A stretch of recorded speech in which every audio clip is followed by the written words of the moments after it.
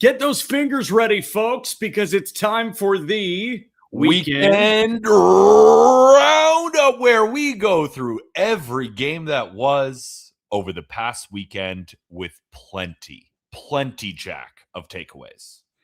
There's a lot to come here. We'll start with my 5, then we'll go to Peter's back 10. All 15 series in Major League Baseball will be recapped by you, by me, by Peyton.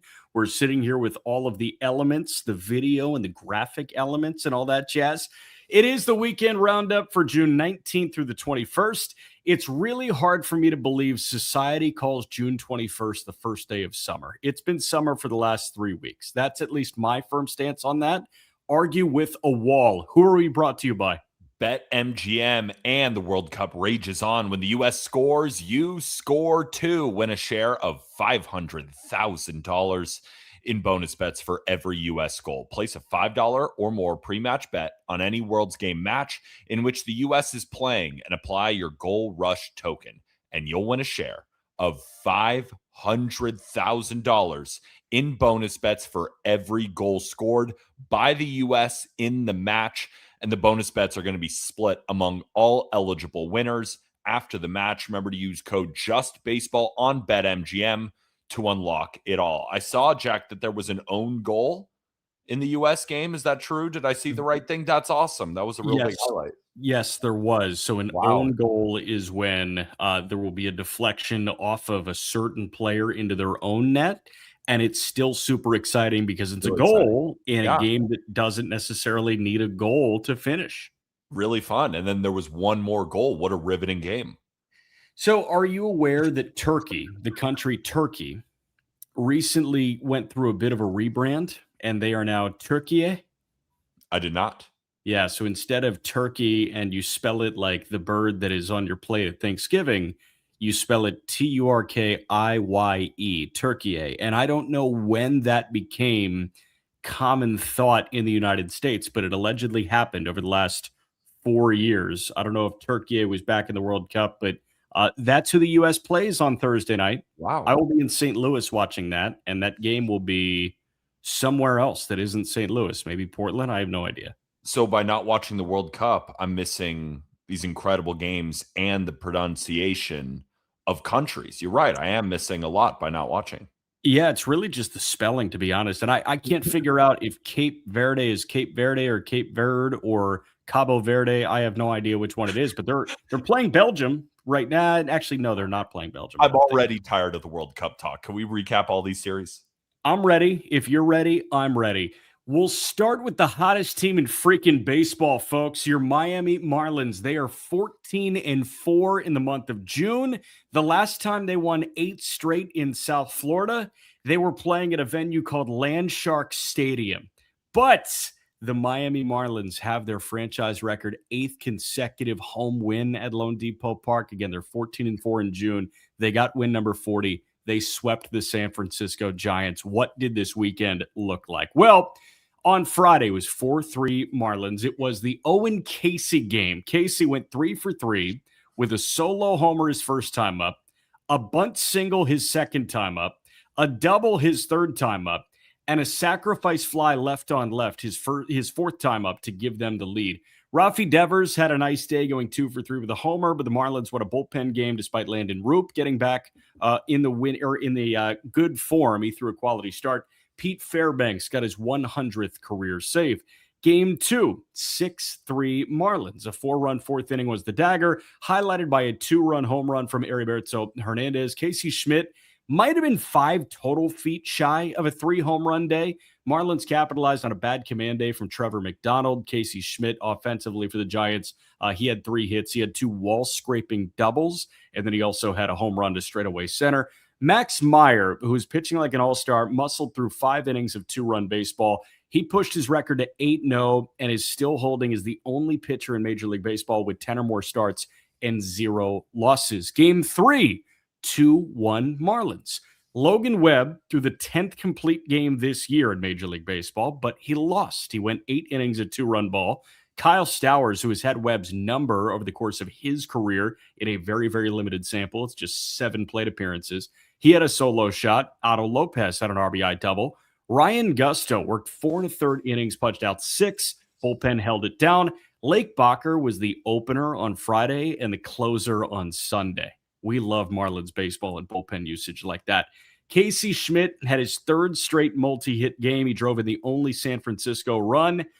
And Rafael Devers, who reached on a walk in the top of the 9th, decided to throw a hissy fit and tell Jonah Cox, a pinch runner, to go back to the dugout. I'm not getting pinch ran for in a 1-run game in the top of the 9th, and I'm 0 for 0 in the stolen base department this year. Something's up with him. I will tell you, and again, it was a sweep for the Marlins, and I want to spend a lot of time on the Marlins, but watching Devers uninterrupted for 3 days this weekend, not only is he abysmal defensively and has no idea what he's doing at first base, but that was a bizarre showing on the Bates pass, telling Jonah Cox to turn around and go. And when he was lifted from the game, he didn't acknowledge anyone in the dugout. He beelined right for the clubhouse. Doug, if you were 10 for 11 in the stolen base department and you were getting pinch ran for, I understand. You are a non-threat on the base paths, and you were getting pinch ran for by a guy that had 27 stolen bases in 44 minor league games. So San Francisco has a lot of problems. They're 15 under 500. Devers may be the biggest one, but if you've got Marlins takes, I would love to hear those to kind of cleanse the palate. Well, I do want to stick on Devers for a second. And one thing I will push back on is that he's not a threat to steal a base. He does have 4 in 3 years, which means he is stealing over 1 stolen base a season. And he hasn't stolen one yet this year, so he could have been due. Maybe that's why he didn't want to come off the bases, because he was trying to get that 1 stolen base. Yeah. And maybe he was trying to increase his sprint speed from the bottom 20th percentile in Major League Baseball. No, that's the joke. The real analysis is, what in the world are you thinking, dude? And Vitello came out after in a post-game presser, and he said, well, he's just a competitive guy. He didn't want to come out of the game. He was dealing with a little bit of leg soreness, and he was kind of telling me that he felt good enough to run.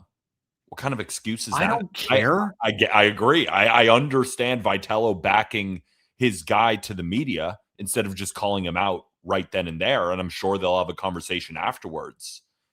But that is not nearly a good enough excuse.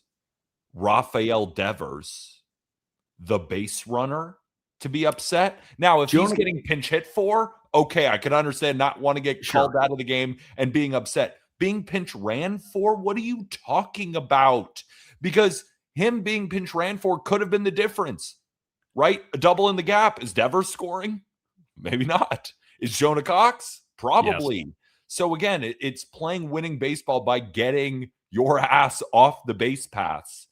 And you trying to deny it like that was one of the biggest head scratchers. Another head scratcher, Red Sox fans in the comment section of my tweet basically stamping that they won the trade because of this. So you got one part, Devers, which doesn't make any sense. And then you have Red Sox fans saying, I knew it, as Kyle Harrison pitches for the Milwaukee Brewers. Yeah, right. So there's a lot going on, and none of it is positive. Dude, the Devers thing is absolutely bizarre, and credit to Peyton for turning this video around. He literally did the Dikembe Mutombo finger wag, like, no, you're not running for me. Devers is standing at first base with his helmet off, and Jonah Cox is 2 feet away from him. Like, dude, they told me to run for you. And he's like, no, get away from me. He was getting like a high five attempt from a member of the coaching staff, and he literally turned his body away. Like, I mean, it was bizarre. The whole sequence was freaking bizarre. And again, it was abysmal watching him like throw up on himself defensively all weekend long. They've got problems. He's at the top of their list of problems. The Marlins have very few problems right now, and it comes off of a 5-game losing streak to end May. But they are the hottest team in baseball in June. And the Marlins not only are half a game back of the final wildcard spot, but they're 40 and 38 here on June 21st. Yep. They've done this without Yuri Perez. Yuri got hurt during that 5-game losing streak. And then when they pivoted to New York, that's when Jansen Junk hit the shelf too. So they literally went from, and keep in mind, like Robbie Snelling got up for his debut after Chris Paddock was designated for assignment. Snelling blows out after his first major league start. And then Braxton Garrett can't really hold that spot down for 2 turns. So They went from 5 starters to 2.5 starters. Phillips has kind of been building up to a starter workload. And with 2.5 starters consistently, they've gotten gusto starts, they've gotten bullpen games. They're 14-4 with 2.5 starting pitchers. Like, do not sleep on what has happened for the last 3 weeks of Marlins baseball. I've also been impressed with a couple of bats in the lineup. Esteury Ruiz has really given this team a jolt at the plate, and Kyle Stowers is looking like the bat that we know he can be, right? It's been a little bit of up and down for him so far this season, recovering from an injury. It's very understandable that he wouldn't come back and look like the same hitter that he was last season. But just over the last couple of weeks, Kyle Stowers has been awesome. Just in the last week in particular, he's got a WRC plus near 200. The guy's tearing the cover off the ball. And again, it was good to see him hit Logan Webb. Sticking on the Giants just real quick before I throw it back over to you for any remaining thoughts on the Marlins. Logan Webb, that 8-inning 2-run performance against the Marlins was his worst start in June. This guy's rattled off 4 straight starts. 2 earned runs is the most that he's given up in an outing. So again, shows how hot the fish are, but it also shows how hot Webb is. So since Logan Webb has come off the shelf, it's an ERA like in the very, very low ones. The ERA was at 0.37 through 3 June starts. His last 4 starts have been 7 scoreless, 8 innings of 1-run ball, 8 innings of 1 unearned run ball, and 8 innings of 2-run ball. So he has gone in his last 4 starts, 8 innings in his last 3, and 8 plus 8 plus 8 is 24, plus 7 is 31. 31 innings in 4 starts is unheard of, but that is what this guy can do. Logan Webb is back after a rough start to his 2026 campaign. All right, let's push to Toronto and the Cubs. This is an abbreviated roundup in terms of this series because Game 3 was postponed due to inclement weather. It'll be made up in early August. Is it raining in Chicago right now? Peter, look out your window. It is kind of raining.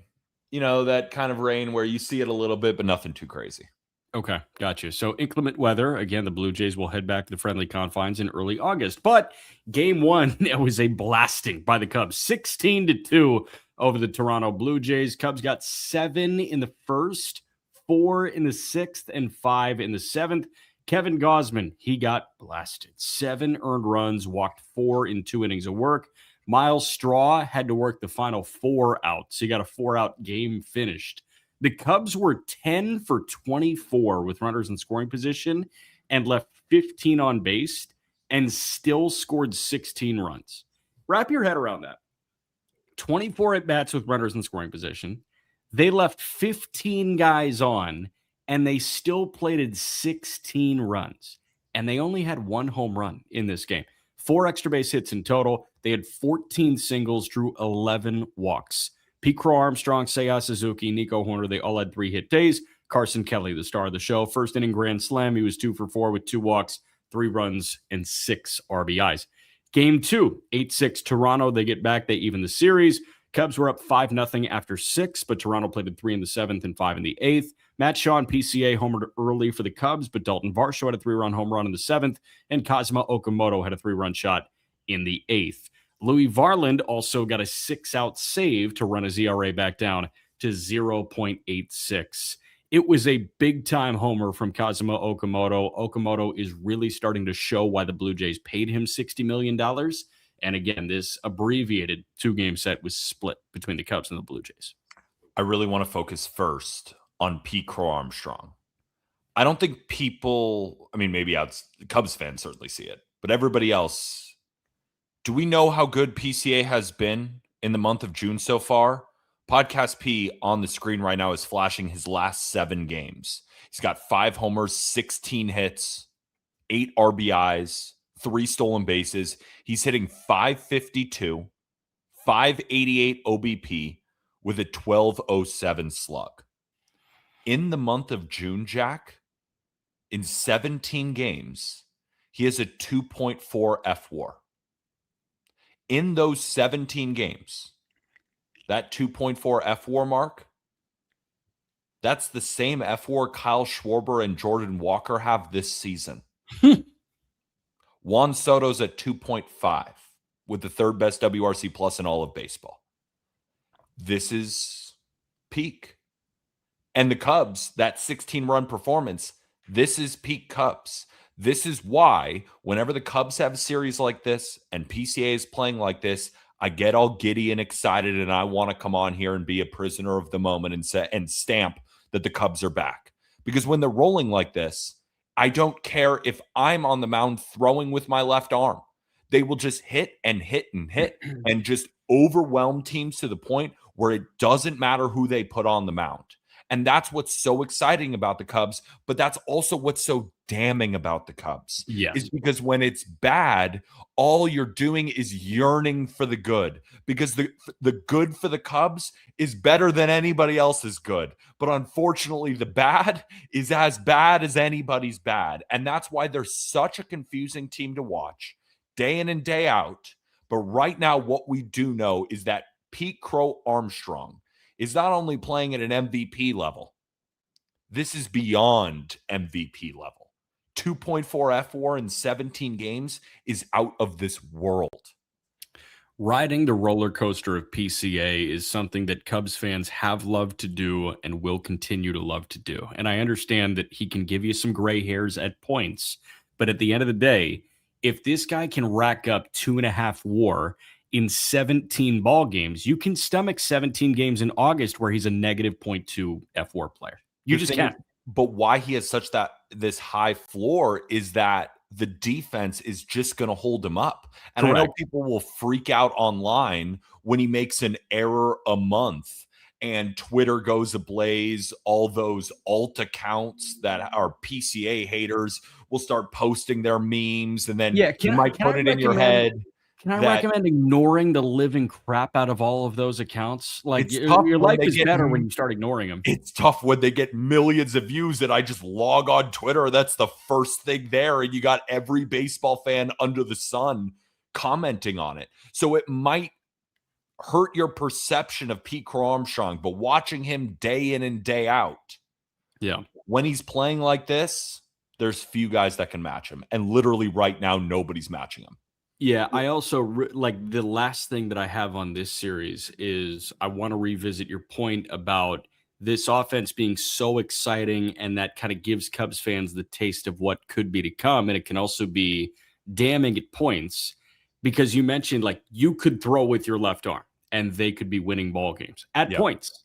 You know when that can't happen? October. Yeah. You know how long that can't happen? 162. Like, they need pitching. They need it bad. And if any team is going to be an early mover before the deadline, if there is any starting pitching trade that goes down in the next couple of weeks, I guarantee you Jed Hoyer is going to be involved with that. Absolutely. He is going to be on the phone because he has to. You have to add pitching to this unit. It can't just be Ben Brown and friends. Yeah. And then it's like Colin Ray's the two. And he's still Colin Ray went 5 1/3 scoreless. Good for him. I know. Crazy. Good for him. It won't last, and it just kind of keeps lasting, even though but I know it doesn't. The ERA is at 5. But then as soon as I want to sell him, he goes 5 scoreless. So I can't quit him. I can't quit him. Aaron Savali is an Athletic right now. Are you bought in again? That's different. That's a little different. It is different. Yeah, it's different. All right. Next series that I got for you here is Minnesota and Arizona in the desert. Minnesota does take the back 2 to win the series 2-1. Game 1 went to the Snakes 9-5. The Snakes snake out a win, despite Mike Soroka getting lifted after just 4 hitters with a left glute strain. So Soroka is on the injured list. Victor Caratini, Josh Bell, Royce Lewis, they all homer for Minnesota. But 8 of the 9 for Arizona came in the 5th onward. Ketel Marte homered. Corbin Carroll had a 3-hit, 4 RBI day. Game 2, this made me sad. 16-8 Minnesota. Why does it make me sad? Well, Minnesota put up 2 in the first and 4 in the fourth before a 10-run top of the 5th inning. Zach Gallen got pummeled. 12 hits, 9 earned in 4 innings plus. His ERA now sits at 6.10 through 16 starts. Gilbert Diaz made his season debut. He allowed 7 runs and 0.2 innings of work, so he got 2 outs, allowed 7 earned. His ERA is at 94.5. Byron Buxton hit a grand slam for his 24th home run on the year in the 5th inning, and Brooks Lee had a 4-hit day, while Victor Caratini, Luke Kershaw, and Ryan Kreidler all had 3-hit days, with Kreidler logging 4 RBIs and Caratini with 3. Game 3 went to Minnesota, 4-2 the final score. Twinkies had a 3-run 7th to take the game on singles from Josh Bell and Alex Jackson. Ryan Kreidler again had a 3-hit day, and Minnesota outlasted Jose Cabrera, who threw 5 scoreless innings in his major league debut. Congratulations to him. Mike Paredes fired 5 innings of 2-run ball, and I owe him an apology because I sent a text in our Just Baseball group text a couple of weeks ago, and I said I would like to congratulate Mike Paredes on being the first auto-generated name in Major League Baseball in 2026. I had no idea who Mike Paredes was, but Mike Paredes, 5 innings, a 2-run ball, tip of the cap to you. My big takeaway here is Byron Buxton is goated.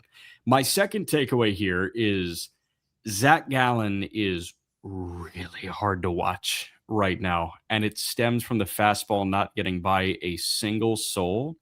Gallen and Painter have both made my heart hurt over the last bit. It's so fastball dependent, and both of them are not getting any success with their fastball. Painter is young. He's got a chance to bounce back. Gallen had to pretty much accept the qualifying offer. He signed a deal pretty much identical to a QO after he turned down the QO. And this, I mean, it feels like his next deal is a 1-year, $5 million deal. This Gallen is unsustainable in Major League Baseball, which stinks. Yeah, it's bad. Opponents are hitting 342 against his fastball.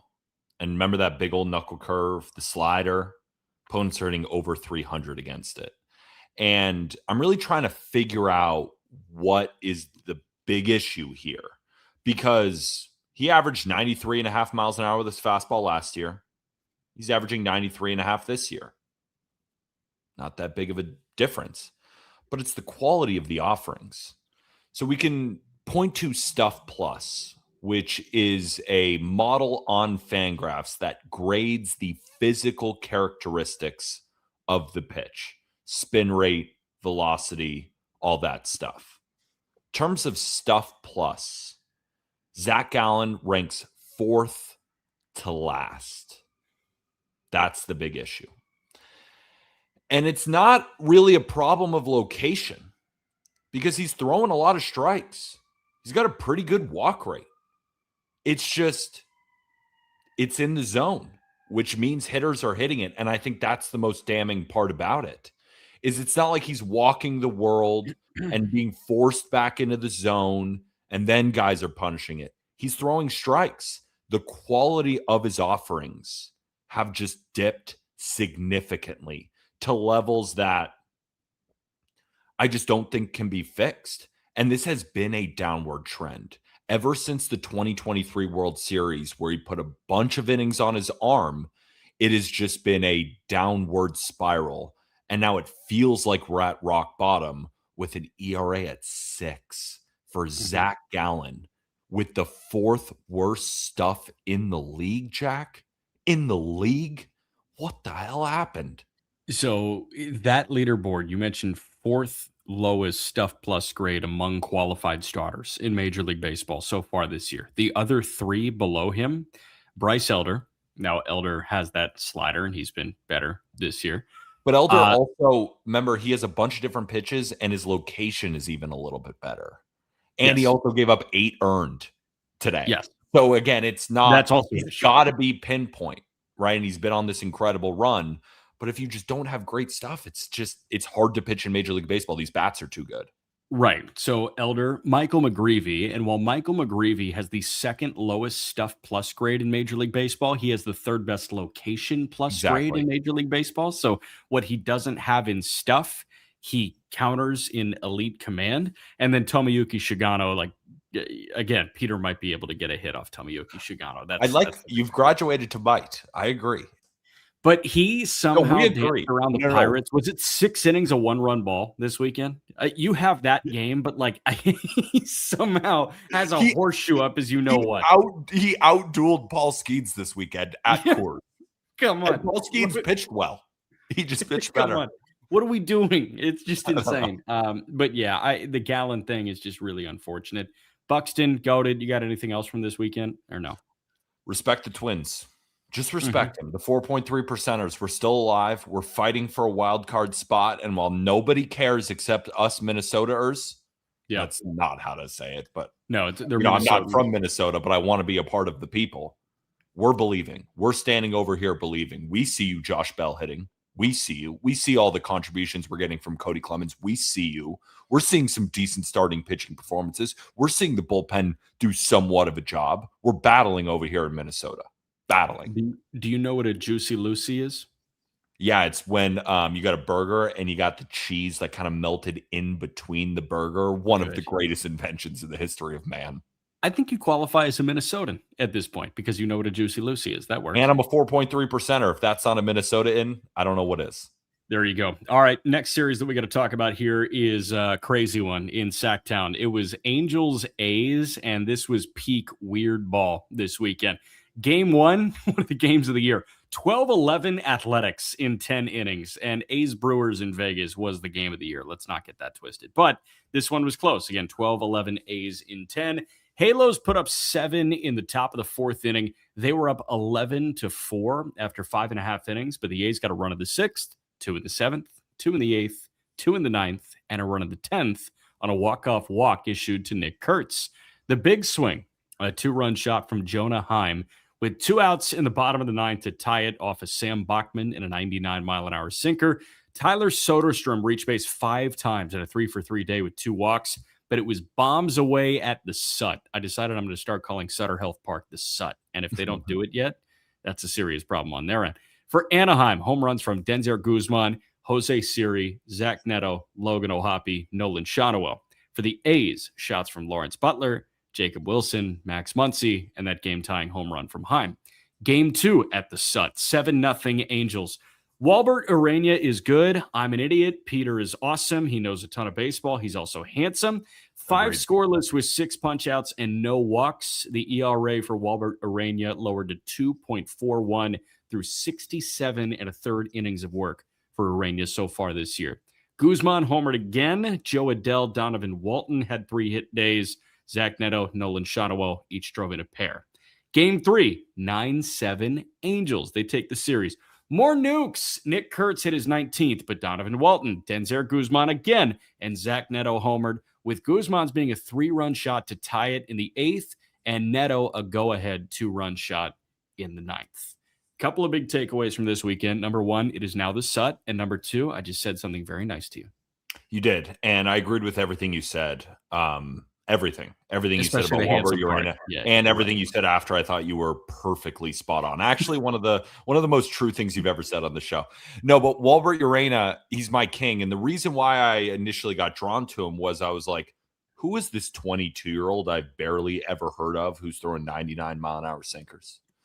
And when I see that radar gun, I'm going to start watching. And what I've also seen from Walbert Urania that really, really impresses me is his ability to stay off the middle of the barrel. His hard hit rate is 33%.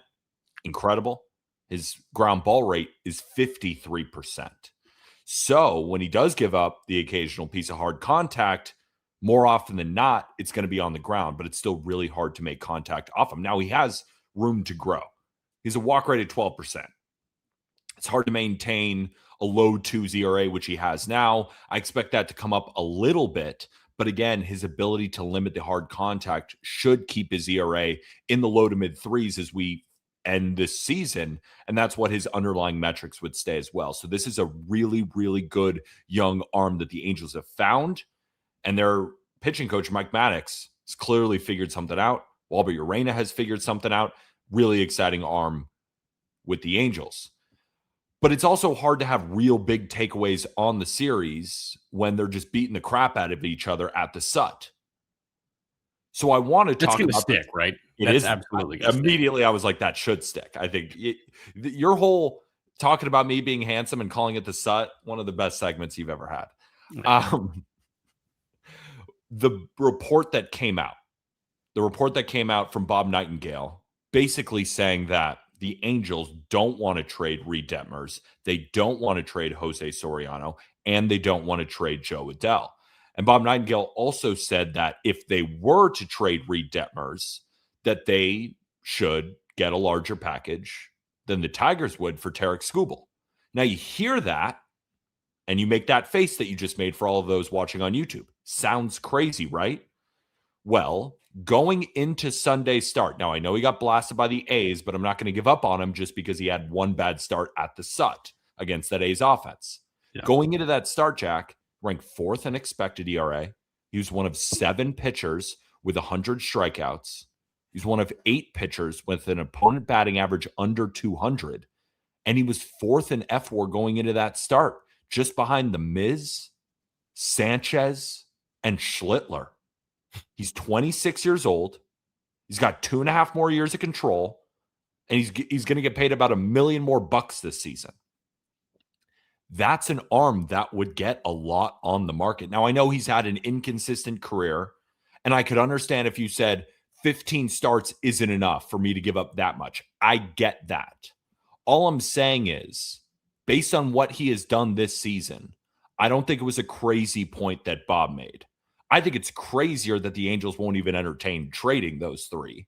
But again, it's Artie Moreno's world, and we're just living in it. But if you are a contending team looking for starting pitching, it's probably in your best interest just mentally to just not start mocking some of these Angels pitchers over to your team, because Artie wants to add. Correct. And the Astros want to add reportedly now too. The AL is going to really mess up the deadline, to be honest with you. Yeah.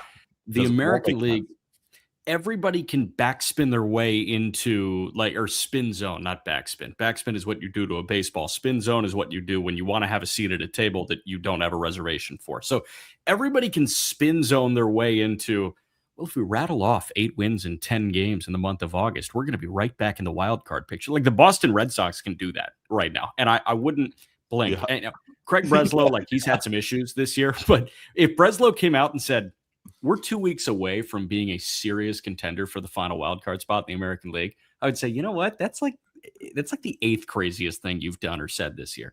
So the American League is an absolute shit show. And I'm kind of in on all of these teams saying we're in.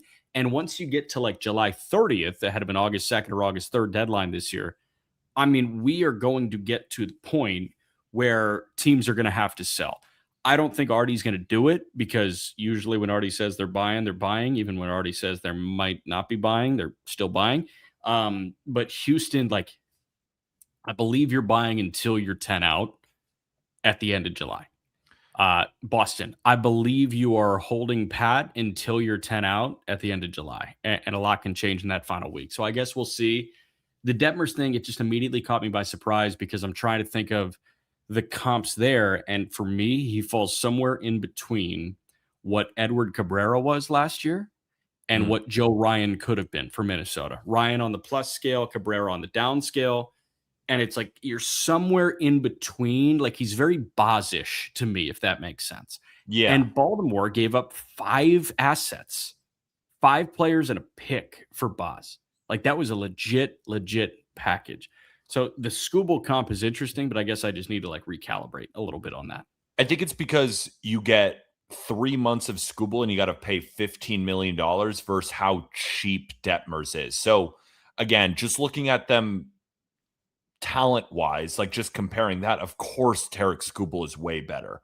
But just think, a guy who's had this great of a season where he's super, super cheap and 26 years old. And I'm sure a lot of pitching coaches would like to get their hands on a Reed Detmers, because we know he's had all the potential in the world. He's just been incredibly inconsistent. But this year, generally speaking, has been very consistent. So if the Angels did decide to cash in, again, Angels fans should expect a lot for Detmers. But I go back to my original point. None of them are probably getting traded. And I do think Aram made a good point. And we were getting some pushback on, saying the Angels should sell. And they haven't had arms like this in a long time. And at some point, you got to start building with what you got. Detmers still has years of control. So does Soriano. Walbert Urena is really young. They have Tyler Bremner in the minor leagues. They have Caden Dana. They have arms. And at some point, you got to start building a core. So I understand not moving off of these pieces right now, as Podcast P is going to fill us in on. I just wanted to say something quickly about Nick Kurtz, if possible. So Nick Kurtz has a 995 OPS right now. That is literally the worst he's ever played in his life. So I tried to go back to I couldn't find stats for his entire high school career, but as a freshman, he had an OPS over 1,000. So you can assume, I would just assume his high school OPS was higher than Peter Apple's, and it was like 12, 13, 14, probably the same. Probably the same. What did you OPS?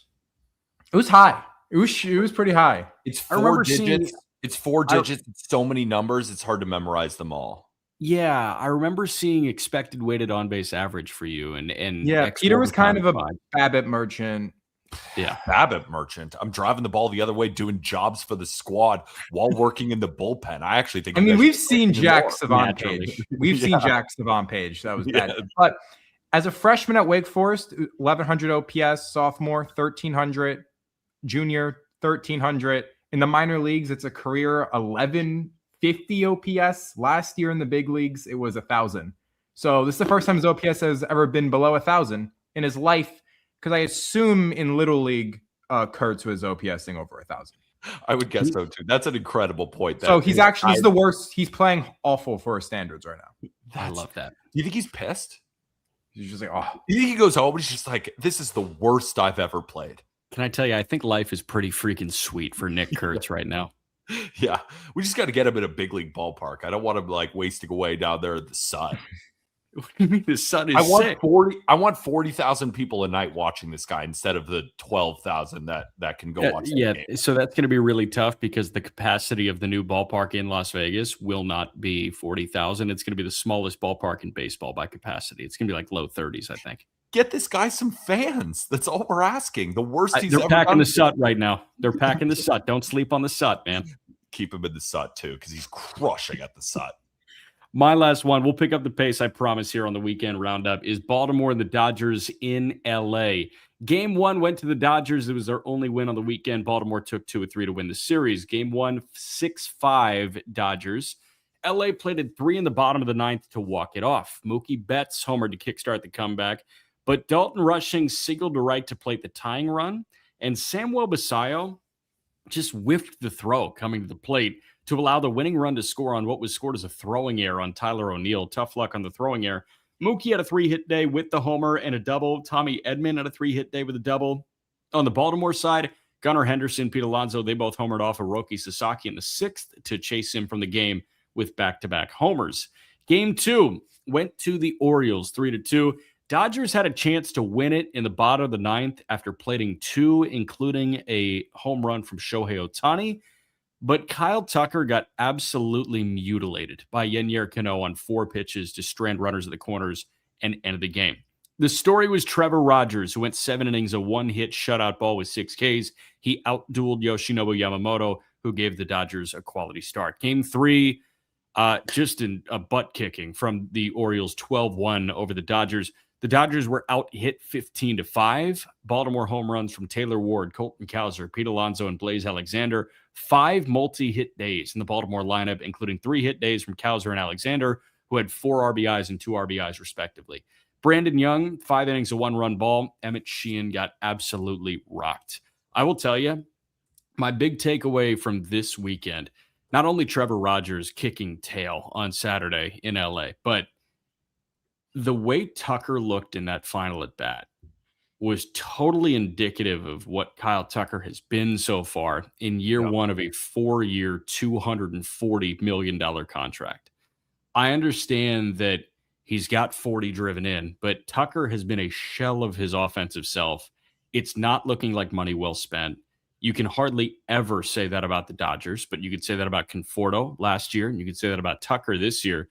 Michael Conforto and Kyle Tucker should be in different planets, entirely different conversations. But Tucker, man, it's been a tough watch at points. And I can't figure out why. He's either injured or it's mental, because it's one thing to be struggling at the plate. Happens. Sign's a big deal. I've said it 7,000 times on this podcast, but I think it's important to bring up every time. You sign a big long-term deal, more often than not, the star is going to struggle initially. However, we are approaching the end of June, and it's time to start seeing some guys kick it up a notch, right? Bo Bichette, we've seen him start to play better with the New York Mets. Tucker hasn't. This offseason, the Dodgers spent $83 million on Edwin Diaz and Kyle Tucker for this season. They have combined for a 0.7 FWAR. They are not even worth a full win. Not even 3/4 of a win. Horrible offseason, and they're the best team in baseball. Yeah. But we're not talking about their record this season. We're talking about what's happening right now here on the weekend roundup. And the Dodgers lost this series. So I want to focus on the Baltimore Orioles, and notably the pitching this weekend, the starting pitching. I know Trey Gibson gave up a few runs, but I thought he looked pretty good, and he's actually an arm that I think the Orioles should dream on. Trevor Rogers looked fantastic, and Brandon Young just continues to shove. And this guy is so needed in this Orioles rotation. As Bradish has looked awesome, then not so awesome. The same can be said for Trevor Rogers. And Boz has looked a lot more not awesome than awesome. Who in the world is going to step up, especially when you are even sustaining injuries to a guy like Dean Kramer, who is at least a lock to give him 170, 180 innings at a 4 ERA. He's not going to wow anybody, but he is going to fill up innings and at least give the bullpen a little bit of reprieve. And Brandon Young has stepped into that role and done really, really well this year, pitching to a 3.07 ERA over 67 innings. Now, you look at some of the underlying stuff, and he doesn't really strike that many batters out, and he's still giving up a little bit of hard contact. So is it going to last? Probably not. But the Orioles weren't even expecting him to be any sort of a piece at all. So this is just like found change. It's like when you're sitting on your couch and you're looking for the remote in between the cushions and you just find like a $5 bill. Great. $5 is not that much money, but I didn't even know I had $5 anyway. That's how it feels like to me. So again, he's keeping the Orioles treading water. Brandon Young is keeping the Orioles in it. What a sentence. That's awesome. All right. Those are my 5 series. We'll get to Peter's 10 in a moment. But before that, are we hearing about the Peanuts right now? Let's hear about the Peanuts. Podcast Pete. Top of the 9th, outside the friendly confines. Here comes the famous Peanut Pete splitter. Hampton Farms Peanuts. Fun to crack, better to eat. Get 25% off a large assortment of nuts on hamptonfarms.com using code JUSTBASEBALL. Is that going to win an Emmy? I just got a call. I just got a text from Scorsese. He wants to hire me. Wow. I can't believe how good I was in that ad. Did you see the swing? Your voice? It was so funny though. For all those listening on audio who don't understand why Jack and I are laughing, and you heard the audio version of that ad, we just played the video version where I am hitting off Peanut P.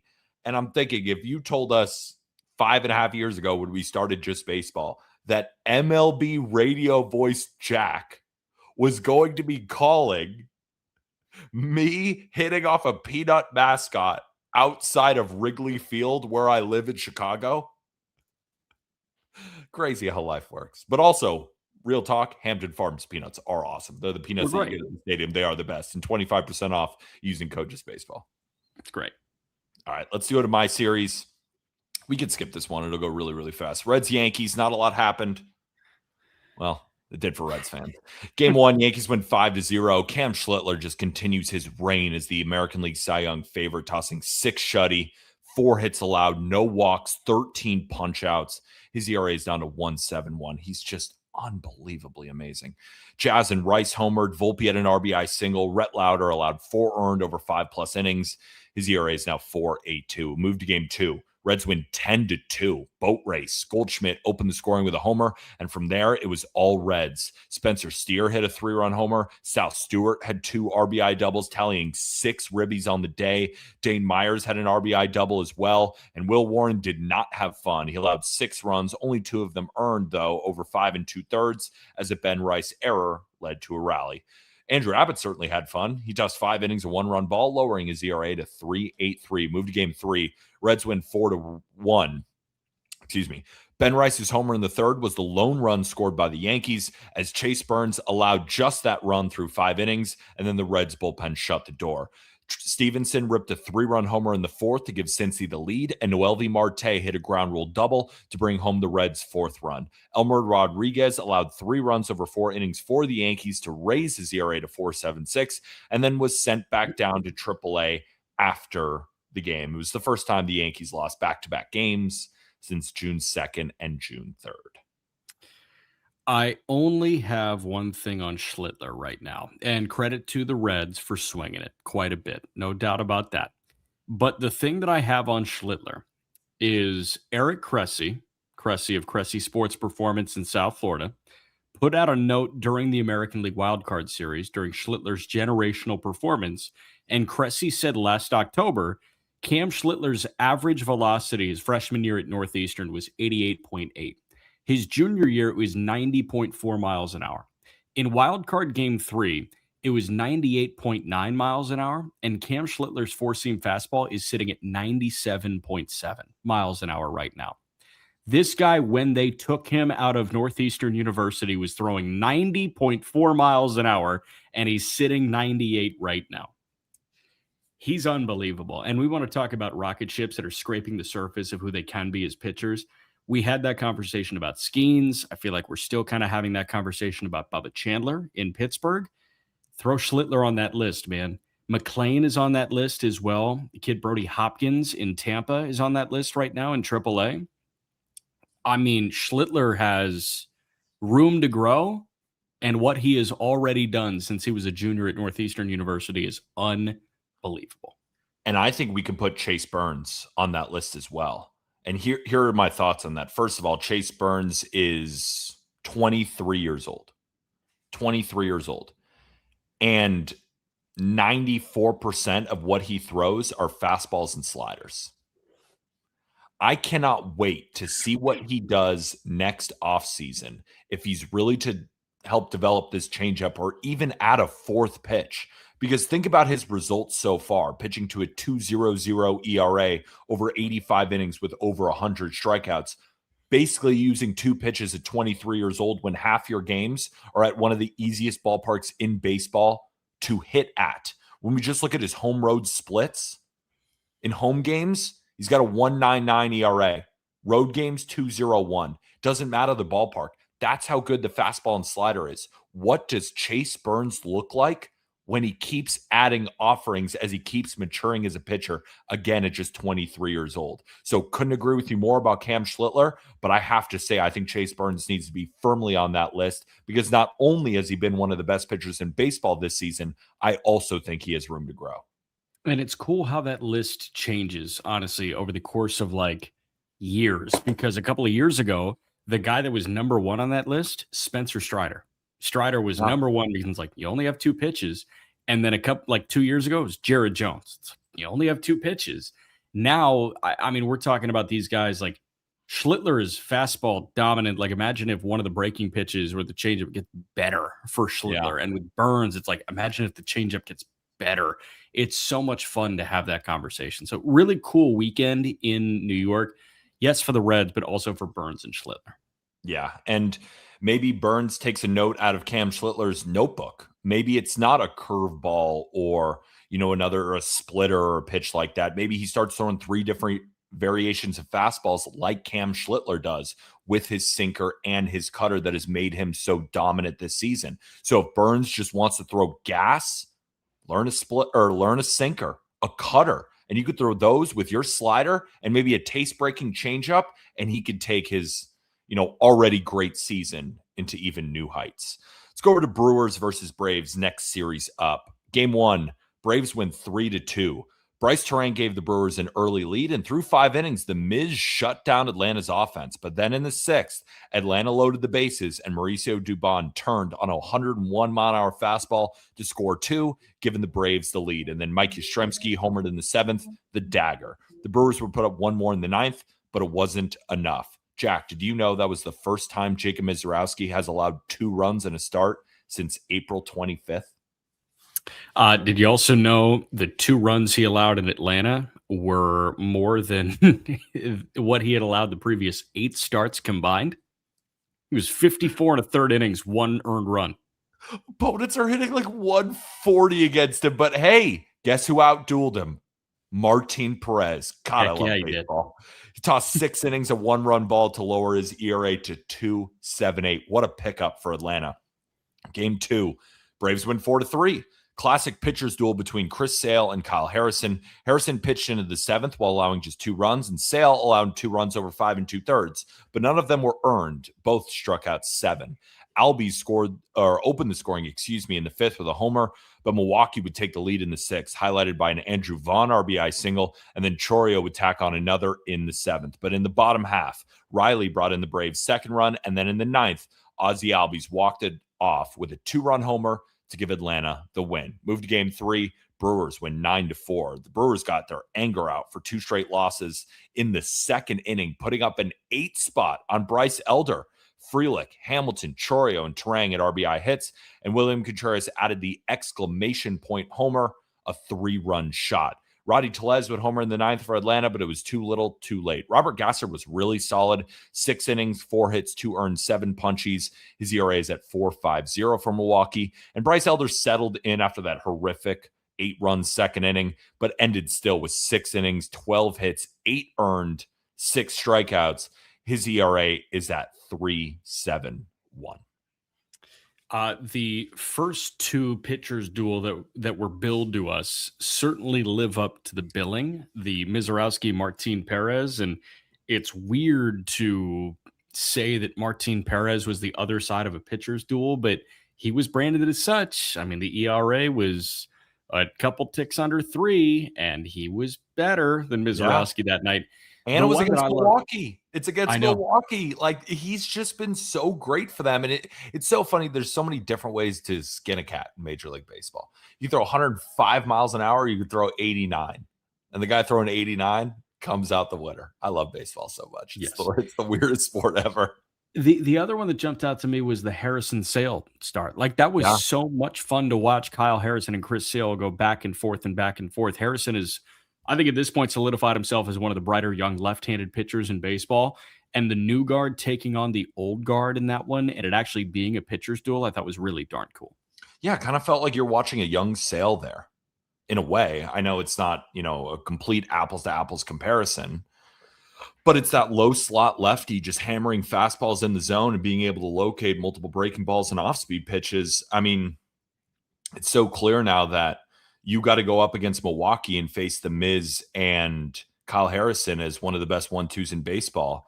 But that also goes to show how good the Braves are, because they went up against both those 2 and they won both of those games.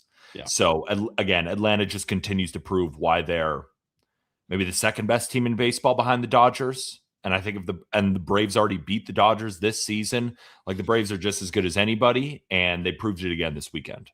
And Nightingale told us that the Braves are the sleeper in the Skubal sweepstakes, and that would make a ton of sense, folks. Yeah, you heard that from a bunch of different executives, which is interesting.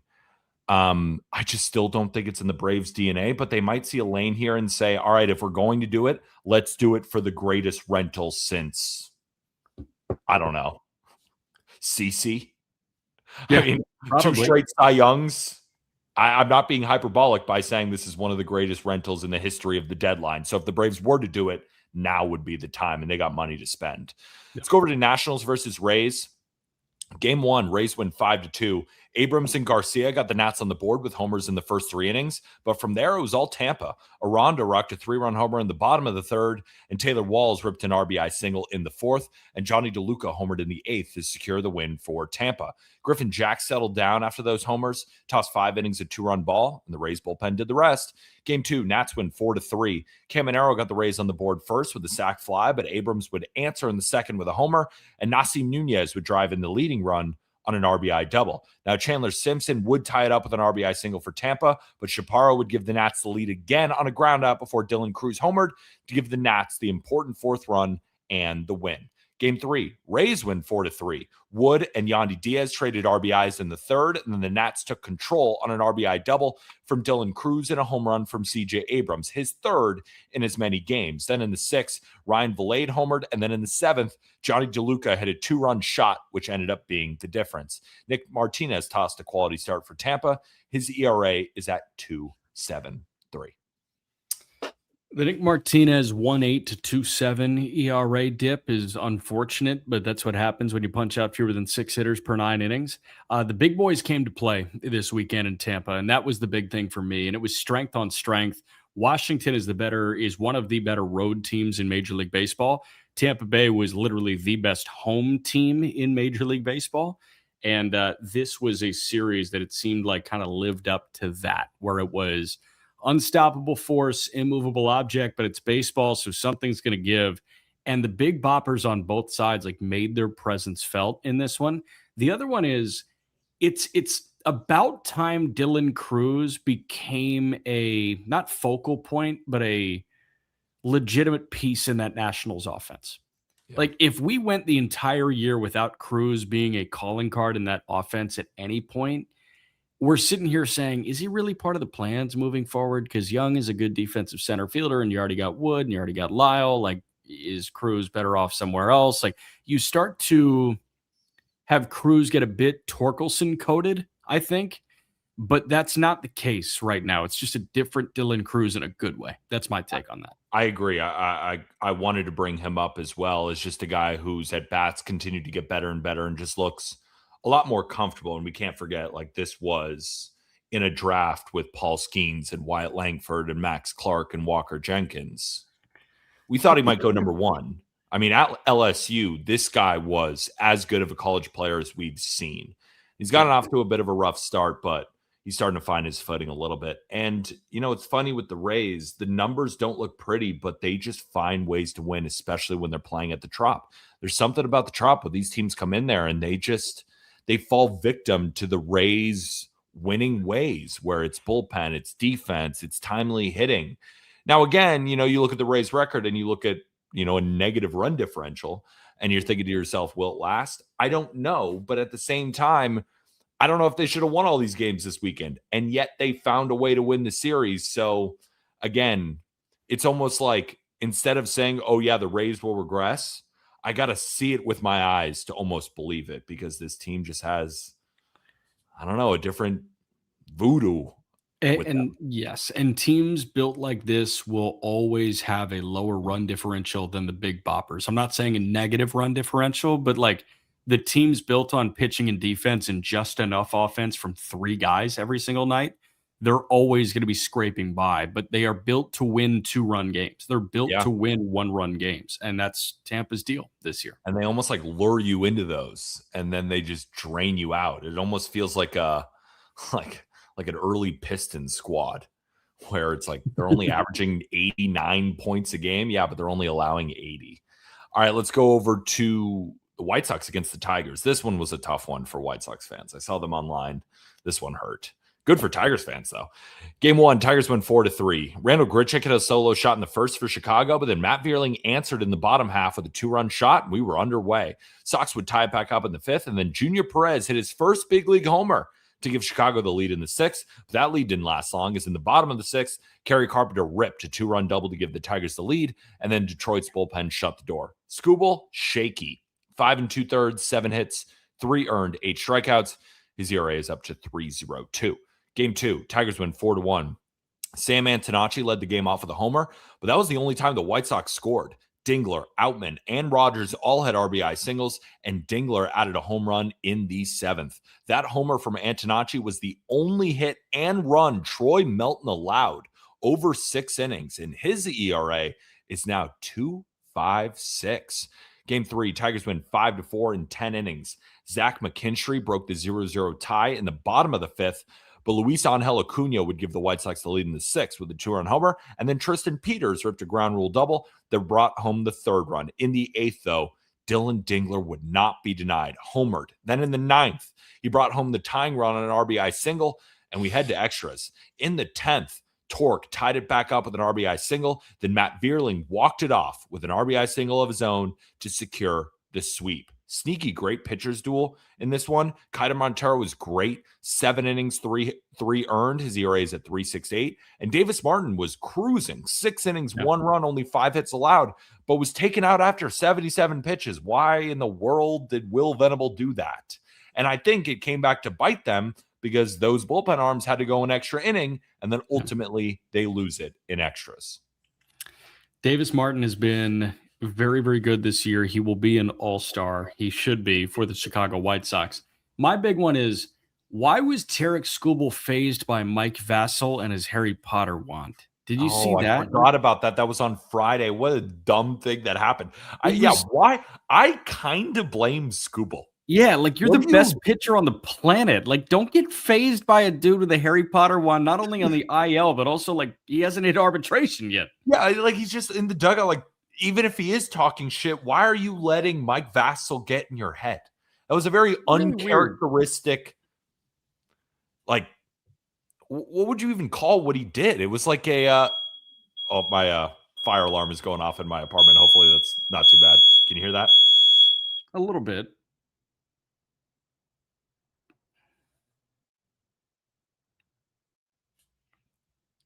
That's a shame. P, you know what? You're hopping in for Peter, man, while he gets his fire alarm taken care of. Actually, no, Peter, you're good. All right. Yeah, you're fine. There we go. You got to unmute yourself now, P. Oh, host has unmuted my mic. I'm back. Sorry for everybody here watching us here live on YouTube. We are. I was live. like, is that in my apartment? What's going on here? But no, that was me. Okay. That was me. Good. But we're back. That outbreak from Skubal just felt very uncharacteristic of him. But I think more importantly in this series, the White Sox fell out of first place due to getting swept. Tarik Skubal even kind of called out his own team and said, we got to start kicking our own ass. Like, if we don't, this team is going to look a lot different. And the Tigers, as we know it, are going to look a lot different at the deadline.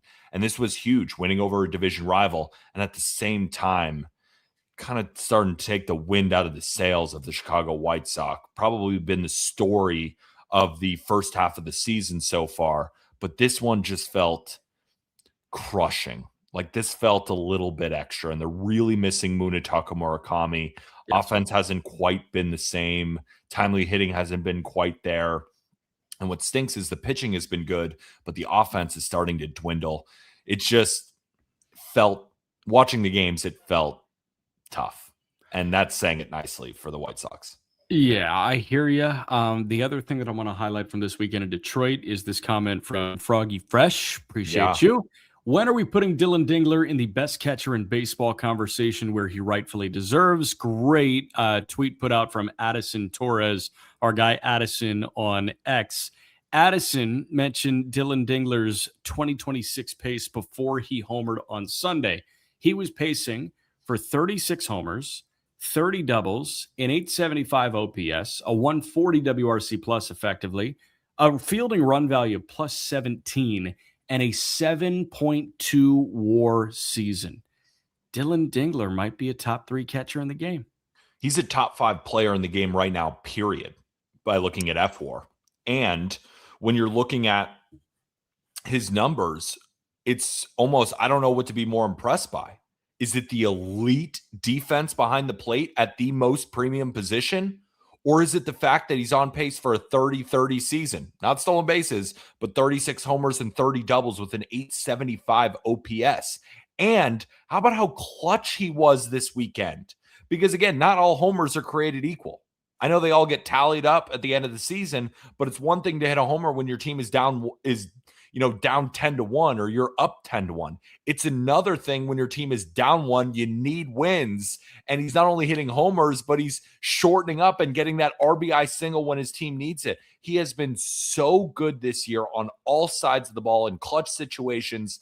Dylan Dingler absolutely is the best catcher in baseball right now.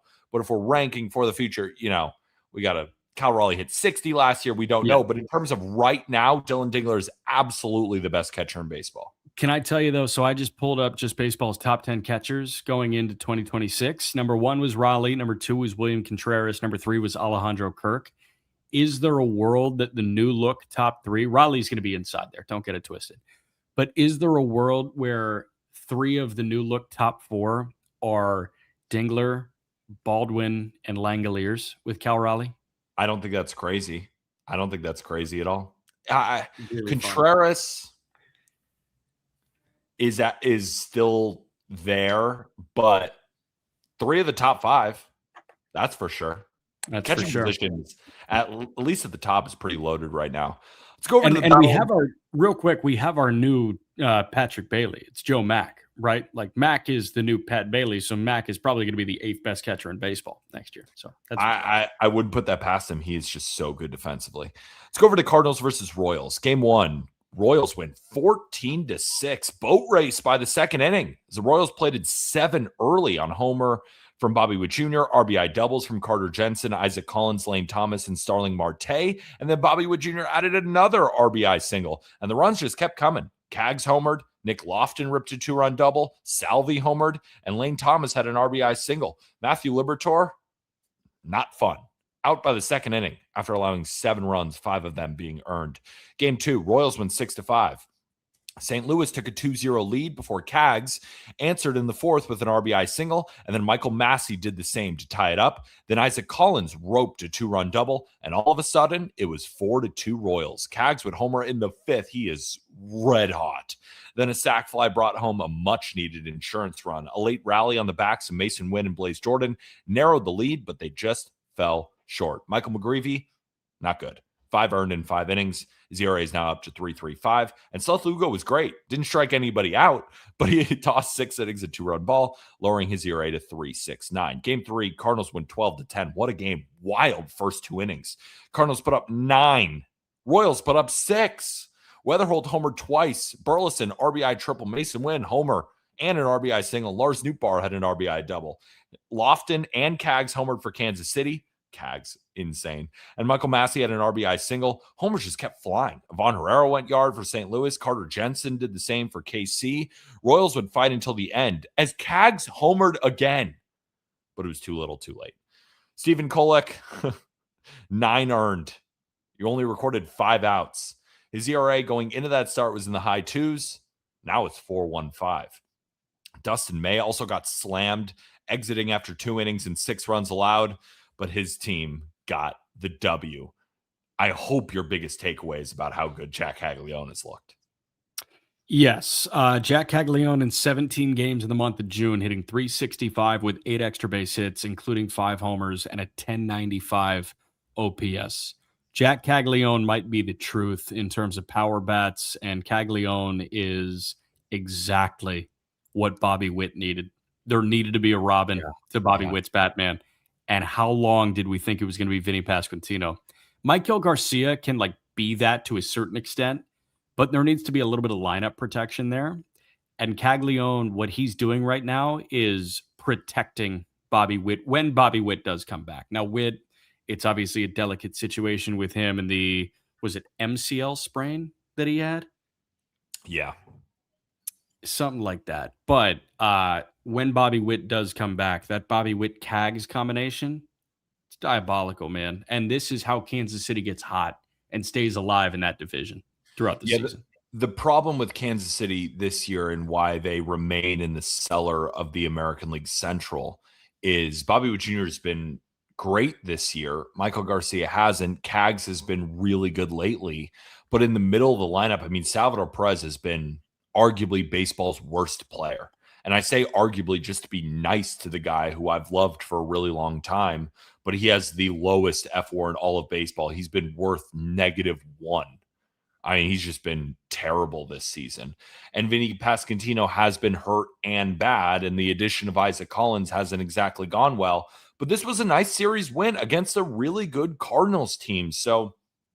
But again, you just got to be able to put it together more consistently. And the Royals, again, it's hard to buy into it when they haven't put it together consistently. We've talked about them winning series, and I've said the same thing. And then they go on to lose the next series and then lose the next one. And it's just they got to be able to put it together. And when you don't have Bobby Witt Jr., it's going to be really, really tough. But who knows? Anything can happen in baseball. Martin Perez outdueled Jacob Mizorowski, and Tomoyuki Sagano outdueled Paul Skeen. So if you told me that the Royals are going to go on a win streak without Bobby Witt Jr., I'd say that's the third weirdest thing that's happened this week.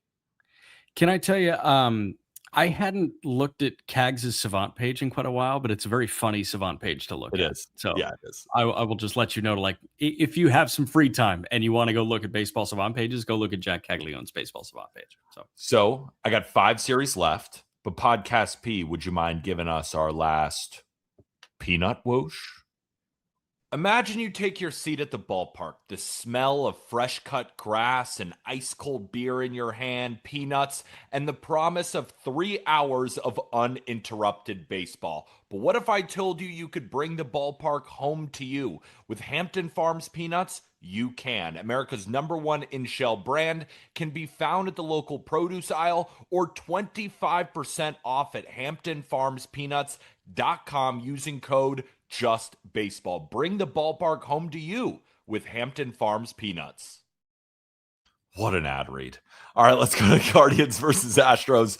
Game 1, Astros win 9-3. Cleveland got out to a 3-1 lead, highlighted by a Rhys Hoskins homer. But from there, it was all Houston. Pena homered twice and had an RBI single. Altuve homered and ripped an RBI double. And Jake Myers had an RBI ground rule double. Tatsuya Imai, quality start, 6 innings, 3 runs. Stuff looked really good. Struck out 11. And unfortunately, our guy Tanner Bybee allowed 4 earned runs over 5 1/3. Game 2, Guardians get revenge, win 8-1. The Guardians played at 6 against Spencer Arrighetti over 6 innings. Bazzana homered twice. He's been great. Manzardo homered. And then in the 7th, both of them ripped RBI singles. And Joey Cantillo was the story from this one.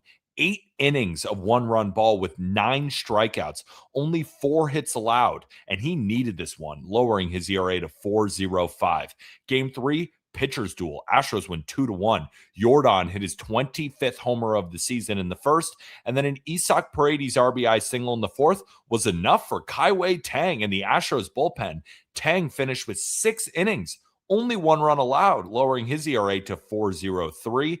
And Slade Ciccone pitched well for Cleveland. He allowed 2 runs over 6 innings to lower his ERA to 4.48. But the Astros win the series. And again, going back to the point where we talked about in the Angels series where the Astros want to buy, I mean, I get it.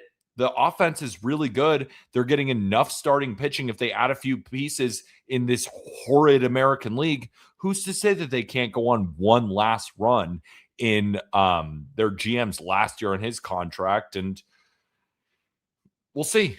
We'll see. This is a good series win. The Guardians are a good team. So to beat them like this, I was impressed. Especially, I think Tatsuya Imai, the stuff looked really, really good. Imai, nobody is more Jekyll and Hyde in Major League Baseball than Tatsuya Imai. Imai has 2 starts this year where he didn't get out of the first inning.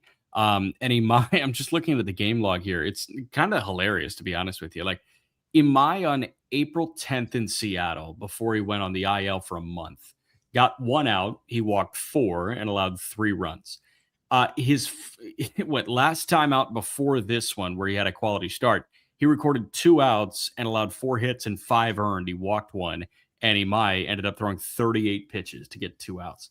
This was the second start in Imai's major league career. Granted, it's very, very young, but through 10 starts, it was his second where he didn't walk anyone, and it was a career high 11 punch-outs. The only other time that he didn't surrender a walk, he allowed 2 home runs. He went 4 2/3 a 3-run ball, and the pitch count started to evade him a little bit in Minnesota. So Imai, there's a lot that jumps out where it's like, I don't love this at all. And then all of a sudden, he kicks it into high gear. The other one is when we start to have the top 5 conversation about young catchers in Major League Baseball, we can have it on the last 2 series that you've broken down when it comes to second base. There are a lot of really good second basemen in the game right now, right? Ketel Marte is still very, very good. Terang is awesome. Brandon Lau in Pittsburgh is hitting the crap out of the ball. Xavier Edwards in Miami, he's very, very good. You've got a whole bunch of other guys like that. But when we sit down in January and we start thinking about the 5 best second basemen in baseball, J.J. Weatherholt in St. Louis certainly has to come to the forefront of people's mind. And Travis Bazzana in Cleveland certainly needs to come to the forefront of people's mind. Bazzana with a 4-hit, 2-homer day on Sunday against Arrighetti. On Saturday against Arrighetti. Bazzana is packing a punch, and this is the Bazzana that they took #1 overall. You know, a lot of people at the beginning of the year were saying, Weatherholt probably could have been that pick, or other guys could have been that pick. That was a really, really good draft. Bazana, dude. A lot of people wanted to jump on that Bazana pick early. A lot of people wanted to jump on the Chase Burns pick early by Cincinnati at number 2 overall. Those are aging like fine wine right now, 2 years later. Yeah, the past couple of drafts have just been loaded. I mean, the Nick Kurtz draft, the most recent draft too, it's like guys are just so good so early. And it's also a testament to the development of these teams, but it has to be a testament to the players themselves. Just a lot of really good talents, and Travis Bazana is certainly one of them. Last point that I want to make before we move on to the next series, Jack. Josh Hader looks like he's back. Yes. I know it's only been 7 innings. He's given up 1 run, but the strikeout stuff, it's 14 per 9 early on. Like, that's huge for the Astros because, I mean, they need guys in this bullpen, especially because Brian Abreu has looked human for once. He's still been a fine reliever, but not to the level that we're used to with Brian Abreu. So to get Josh Hader back there in the 9th where if you have a lead, it's most likely over, it's huge for Houston. All right, let's go to Padres versus Rangers.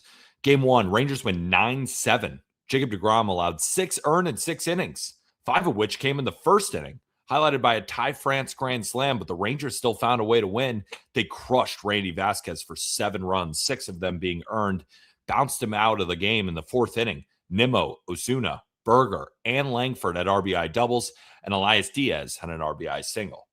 Ty France would homer again, as did Sheets, but Langford's homer in the 8th sealed it for Texas. Game 2, Padres win 6-4 in 10 innings. Gore and Walker Buehler were both awesome, allowing only 1 run each pitching into the 6th. Gore completed all 6, but once the bullpens came in, chaos ensued.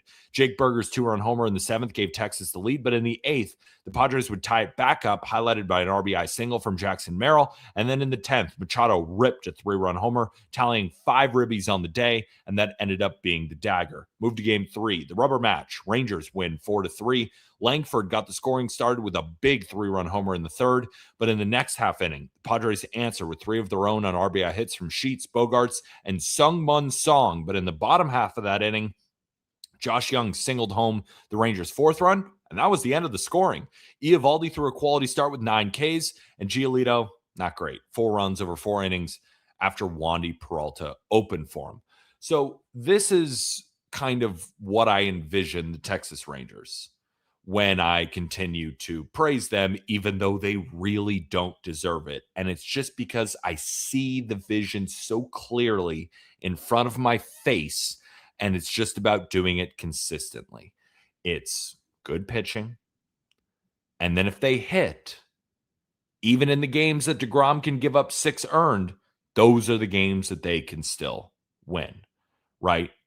So, again, good series win. You need to see the Rangers do it more to really praise them like I have been doing, even though they haven't deserved it. But again, the vision is there. I still believe in the Rangers.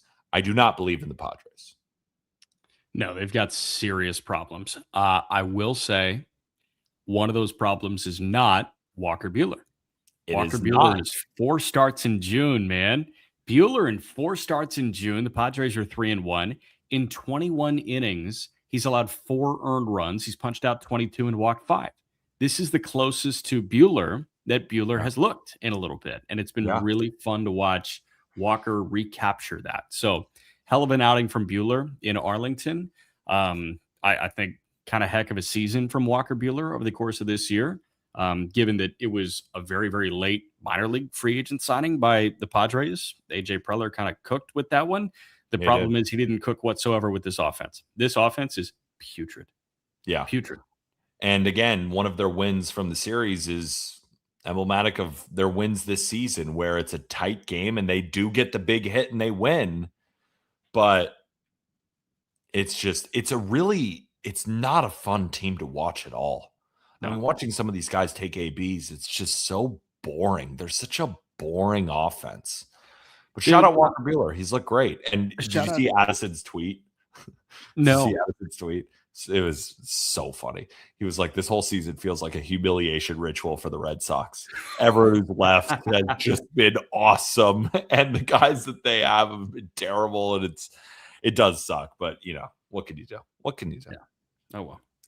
All right, let's go over to Pirates versus Rockies, the series where we saw Shigano outduel Skeens. But in game one, the Rockies win 4-3. Shout out Kyle Freeland, pitching into the eighth. His first 7 was scoreless, allowed 2 runs in the eighth, struck out 8, lowering his ERA to 7.36.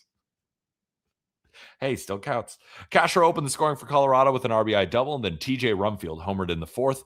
The Pirates got the runs in the 8th on RBI hits from Jared Triolo, Brian Reynolds, and Nick Gonzalez. But in the bottom half, Braxton Fulford came up clutch with a 2-run double that gave Colorado the win. Pittsburgh really wasted a solid Bubba Chandler start, went 6 innings of 2-run ball. Game 2, Rockies win 2-1.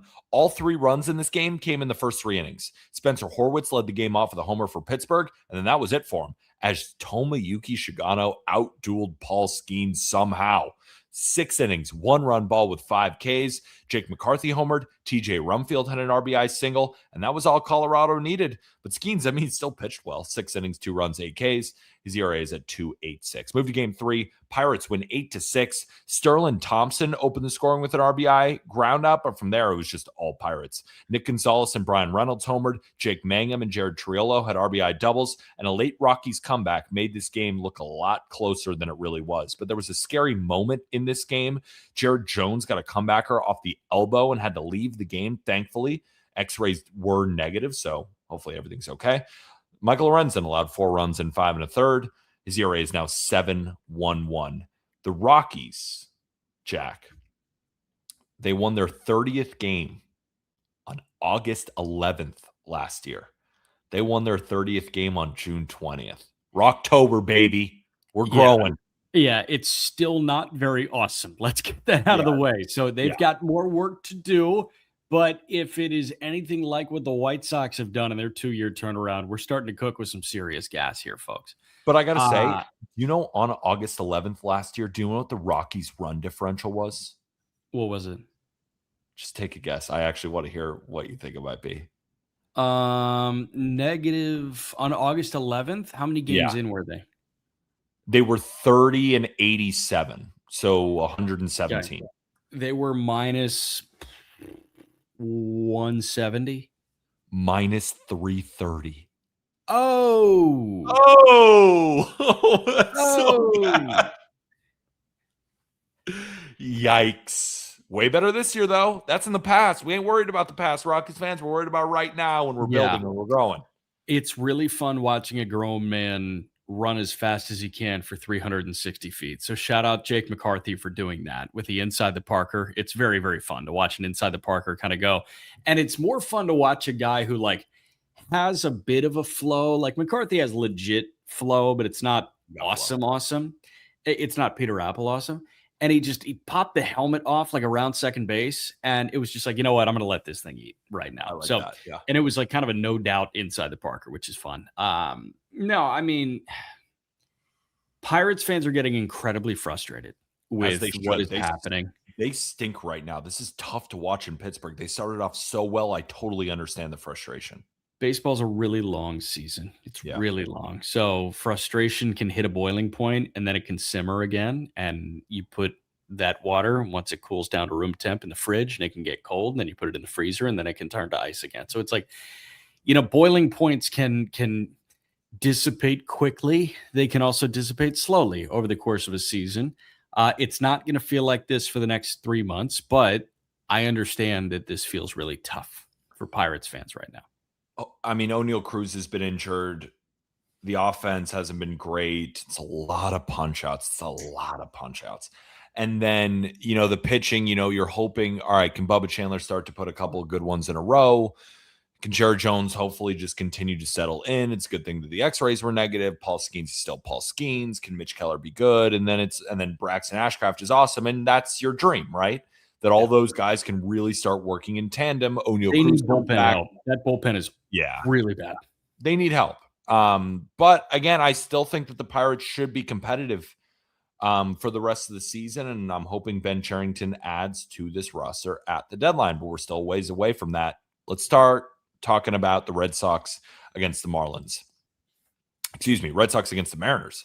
Yeah. Game 1, Red Sox win 6-2. Ranger Suarez was phenomenal, allowing just 1 hit over 6 2/3 scoreless. to lower his ERA to 2.93. I think the big story this offseason was that the Red Sox got outbid and they used the money on Ranger. And, the Red Sox needed a bat, yada, yada, yada. Ranger Suarez has been an awesome addition. Ranger is just a fantastic pitcher. Bryce Miller delivered as well, tossing 5 innings of 1-run ball. But the piggyback to Luis Castillo was ugly. He allowed 5 runs, 4 of them being earned over 4 innings. Caleb Durbin homered. They scored on a wild pitch. Marcelo Meyer had a 2-run single and an RBI double. And Narvaez had a sac fly. And Seattle didn't even score until the 9th, where Julio Rodriguez would hit a 2-run home run to avoid the shutout. Game 2. Much of the same. Red Sox win 5-1. Josh Naylor ripped an RBI single in the first, and that was it for Seattle. Connolly early settled in extremely well, tossing 6 innings, allowing just 2 hits and 1 run, and struck out 7. His ERA is at 3.64. Abreu homered for Boston. Durbin and Meyer had RBI singles, and they jumped on Hancock in the 6th, and he ended up allowing 5 earned to raise his ERA to 3.60. Then game 3, they salvage it. They win 3-1. The Mariners do. Gilbert put the team on his back to avoid the sweep, pitching into the 7th and only allowing 1 run and 3 hits while striking out 8, lowering his ERA to 3.29. Dominic Canzone homered and finished with 2 RBIs, and Cole Young had an RBI single, and the lone Red Sox run came on a Nate Eaton homer. Seattle avoids the sweep. Seattle's got a problem, and it's their ability to hit lefties. They sit dead last in batting average, dead last in on-base percentage, dead last in OPS, and second to last in WRC+. I was listening to the Marine Layer pod talk about it.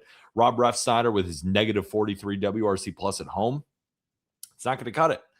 What's also not going to cut it is that he's not hitting left-handed pitching. They really don't have any answers right now against lefties. So even a team like the Red Sox that is reeling, they throw 3 lefties and they win 2 of those games. And this is a real problem for Seattle moving forward. They have to figure out how they can hit left-handed pitching, because it seems like whenever somebody comes in that's thrown with their left arm, the Mariners' offense goes to sleep. Yes, that's an issue. My other glaring issue with the Seattle Mariners is it's hard for you to sell me on a 6-man piggyback situation through the All-Star break where they alternate every turn and Castillo will be like this hybrid go get him, when there's clearly just a clear-cut 5 and you're trying to make the big money guy fit when the big money guy's not fitting. Yeah. With all due respect to Luis Castillo is a hell of a pitcher, and he may need to change his scenery right now. He's owed about $25 million next year, but Luis Castillo is the 6th best option. Let's not try and shoehorn him in a situation here. You cut Miller's start short to go to Luis Castillo. I think point blank period, you cut Miller's start short. If you keep trying to shove Luis Castillo in these situations, you're not putting your best foot forward if you're the Seattle Mariners. No, this isn't helping anyone. Yeah, their 5 moving forward should be Wu, Gilbert, Kirby, Hancock, and Miller. Bang. Just what it should be. Yep. Castillo can be a long man out of the bullpen. You can trade him and try and get a prospect in return. I just don't understand why you need to force innings to him and take away innings from your all-star caliber arms elsewhere. I agree. And it also creates a situation in the bullpen where they're down an arm. If you're carrying 6 starters, that means you only have 7 bullpen arms instead of 8. So you're putting more stress on the bullpen too, and you're going to need that bullpen as you continue to end the season, because, those starters, when the rest of them are going and you're not able to do the piggyback kind of move, they're going to keep getting wear and tear on their arms, and then because you're going to need them if you want to have a shot in October as well, because the margins get thinner. Go ahead. Bryce Miller, I'm just confirming this right now. Bryce Miller to the Luis Castillo piggyback on May 31st in a 3-2 win over the Diamondbacks in 10. Miller, he went 5 innings through 71 pitches. It was 5 innings, a 1-hit shutout ball on May 31st. Since then, 6 innings, a 1-hit shutout ball and 94 pitches, 8 innings, a 2-run ball and 91 pitches, and then he piggybacks again, and it's 5 innings and 66 pitches. You're telling me he didn't have 30 more pitches to give you? I understand. I understand it was unanimously agreed upon by every member of the starting rotation to have this piggyback situation. Doesn't mean it's the right choice just because they all agree on it. That sounds great. It's good PR. doesn't mean it's the right decision. I do want to focus on Dan Wilson. Yeah. Yeah. I do want to focus a little bit on the Red Sox. They won the series. They've been a solid road team. The problem is they just haven't won at home. When Garrett Crochet comes back, this rotation can bang with anybody. I mean, you got Sonny Gray, you got Garrett Crochet, you got Ranger Suarez, and you got these two young, great lefties in Peyton Tolle and Connolly Early. I'm watching Peyton Tolle throw buzzsaw fastballs by guys. I'm watching Connolly Early paint the corners with, multiple different pitches. I mean, this Red Sox rotation is awesome. Problem is they haven't hit, but they hit enough this weekend and they won the series. So again, the Red Sox could go on a run here. They just have to get more consistent, ABs at the plate from this offense. But the pitching is going to continue to do the job. They have a really, really good rotation, even now without Garrett Crochet. Let's go over to Mets versus Phillies, our last series. Game 1, it was on Thursday. Weird scheduling quirk. They played Thursday, Saturday, and Sunday. Game 1 on Thursday, Mets win 6-4. Juan Soto struck first with a homer, and then A.J. Ewing added an RBI double, giving the Mets an early 2-0 lead. Alec Boehm would answer in the bottom half with an RBI single, but in the third, Soto would homer again, and then in the bottom half, Alec Boehm would bring in another RBI single, this time on a double. Derek Hill tied the game up for Philly in the fourth on an RBI single, and then in the seventh, the Mets took control on RBI hits from Eric Wagaman and Marcus Semien. Manaea pitched pretty well. And he has been pretty good for the Mets lately, allowing just 2 earned runs in 5 1/3 with 5 strikeouts. So then in game 2, Phillies just beat the living crap out of them. They won 15-3, and they put up 11 runs in the first 3 innings, 10 of which came against Freddie Peralta, raising his ERA to 4.83. Newsflash, do not trade with the Brewers. Harper homered. We'll talk about him in a second. Schwarber homered twice. Real Muto, Crawford, Stott, Real Muto again. All had RBI doubles. And then Bryce Harper tripled, homer run in the 5th to complete the cycle. But the argument of whether it was a true triple or not rages on the internet. Schwarber would homer a 3rd time late, 28th of the season. And I know on Sunday Night Baseball podcast, P pinged us. He homered again. Bench homered. Very few highlights for the Mets in this one. Under it all was a really great Christopher Sanchez start. 6 innings and 1 run ball with 5 strikeouts. His ERA is at 1.80. And I think right now, the Phillies are kind of giving it to the Mets early at 6-1. My guess is Wheeler is having a good outing. Of course he is. 5 1/3, 4 hits, 1 run, 7 punchies. And David Peterson just continues to have, for lack of a better term, a terrible season. He's pitching to a 6.09 ERA. And Harper's hitting again. He's 2 for 3. He's already hit a homer. Schwarber's hitting a homer. These guys are just red hot. I mean, this team is going to be dangerous when Trey Turner gets his head out of his ass. So Schwarber had 3 homers and 6 RBIs on Saturday. He's got another homer on Sunday. He had 900 feet worth of home runs in 1 inning on Saturday. It was 457 and 456. 800 feet worth is really fun over the course of an inning. 900 feet is crazy. And there might be 2 guys on the planet that can do that. Harper or Schwarber and Ohtani. Maybe Jordan can do that as well. But Schwarber, I mean, not only are the Phillies making themselves look like one of the best teams in Major League Baseball again after that rough start, but Schwarber is making himself look like the most prolific power bat in baseball by a country mile. He's got 29 homers right now. He's 4 clear of Jordan. Yep. He entered play on Saturday tied with Jordan with 25. He's got 29. We're sitting here on June 21st. Why couldn't he have 35 by the break? Like, that's next level stuff from Kyle Schwarber with what's happening right now. And that Schwarber-Harper combination, I know that trio of Schwarber, Harper, Marsh has been what the Phillies have hung their hat on all season long. And that fan base is like, if we didn't have them, we were in for an awful, awful season. Boehm is coming out of it. Turner at some point will come out of it because he's Trey Turner. They've got other pieces like Stott is a better player than what his season-long OPS would suggest. Yeah.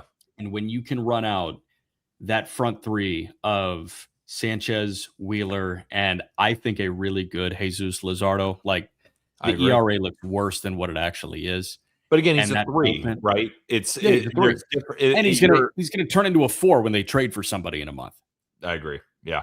because they're going to go get somebody. They have to, because Aaron Nola is a pitching machine and Andrew Painter's in the minors. Yeah, they need to add another arm here. No, again, I'll continue to pound the pavement too. I think the Phillies are actually a better postseason team than they are a regular season team. I think they can get real dangerous with their ability to hit the big home run and with their pitchers and this bullpen as well. And, the Mets just continue to struggle, but at least they know they can turn the games on and watch these good young players. I mean, AJ Ewing is clearly a good player. Carson Bench is clearly a good player. I'm not here to tell you they're having these amazing seasons, but they show you flashes and they're still so young where, these prospects in the Mets system, they're building something here with the Mets. And I know that's, nobody wants to hear you're building something when you have the second highest payroll in the sport. Yeah. But, you can sell off Freddie, see what you can get. Been a tough season and another tough series for the Mets. Nothing really to say about them, to be honest. I mean, Freddie Peralta gave up 10 earned this weekend. What do you want us to say? Awful.